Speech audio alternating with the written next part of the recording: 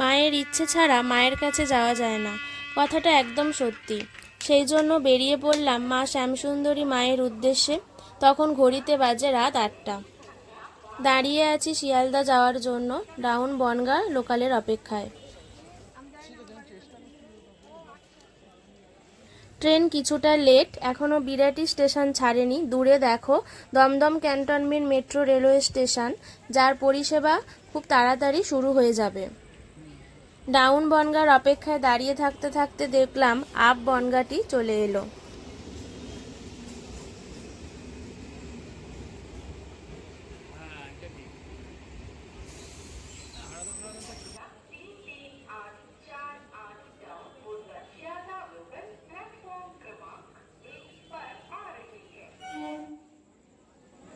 Train ঢোকার পর বুঝলাম ট্রেনটা ভালোই লেট ছিল, সেই জন্য এত ভিড়।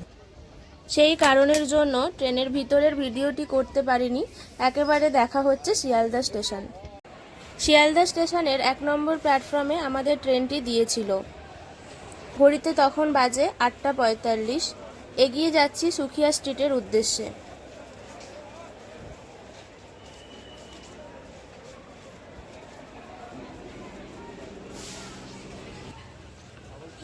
এক নম্বর প্ল্যাটফর্ম থেকে বেরিয়ে সোজা ডান দিক দিয়ে হেঁটে এগিয়ে যাব সুখিয়া স্ট্রিটের বাস ধরার জন্য।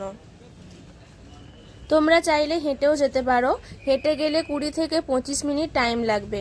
কিন্তু রাত যেহেতু অনেকটাই বাড়ছিল, তাই আমি বাসে করেই যাব। বাসে গেলে 5 থেকে 7 মিনিট টাইম লাগে। দেখো রাতের শিয়ালদা স্টেশনটি কত সুন্দর।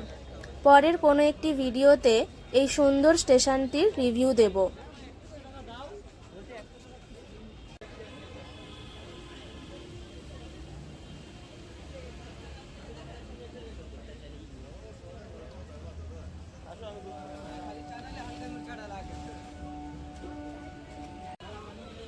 ব্রিজের শেষে রাজাবাজারের দিকে প্রচুর বাস পাওয়া যায় সুখিয়া স্ট্রিট যাওয়ার জন্য।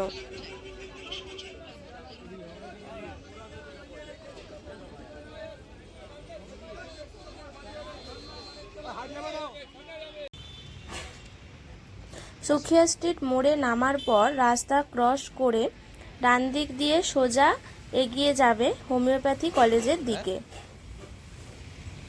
এই জায়গায় মা শ্যামসুন্দরী ছোট্ট 5 বছরের বাচ্চার রূপে আছে। দূর দূরান্ত থেকে প্রচুর মানুষ আসে মায়ের দর্শনের জন্য। মায়ের মন্দির খোলা থাকে রাত 8টা অবধি। এখন বাজে রাত 9:30। তাই খুব চিন্তা হচ্ছে মায়ের দর্শন পাবো কি পাবো না।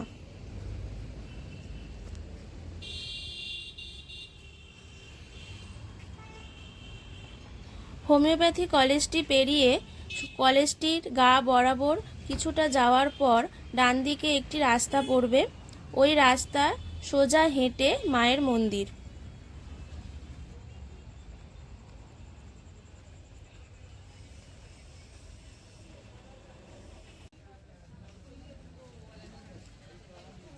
কিছুটা দূর যাওয়ার পর ডান দিকেই পড়বে একটা ছোট্ট গলি। এই গলির মধ্যেই রয়েছে মায়ের মন্দির।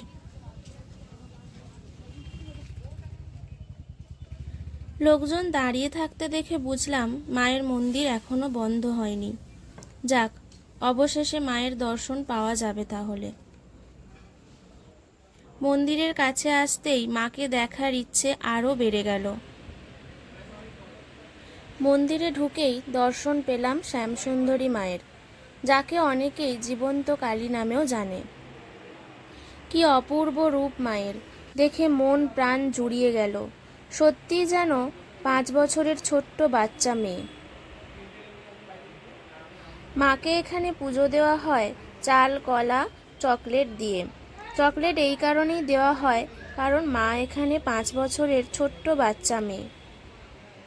প্রত্যেক অমাবস্যার রাতে মন্দিরের সমস্ত আলো নিভিয়ে দিয়ে মায়ের আরতি করা হয় শুধুমাত্র প্রদীপের আলোয়। মা যেহেতু এখানে ছোট্ট বাচ্চা মেয়ে, সেই কারণে এই মন্দিরে অম্বুবাচী পালিত হয় না। মন থেকে মাকে দর্শন করব এই ভেবে বেরিয়েছিলাম বলেই হয়তো রাত 8টায় যে মন্দির বন্ধ হয়ে যাওয়ার কথা, রাত 9:30তেও সেই মন্দির তখনও খোলা ছিল। এটা হয়তো মায়েরই ইচ্ছে। মায়ের দর্শন করে বেরিয়ে পড়লাম বাড়ির উদ্দেশ্যে। ভিডিওটি ভালো লাগলে লাইক অ্যান্ড সাবস্ক্রাইব করো। জয় জয় মা শ্যামসুন্দরী।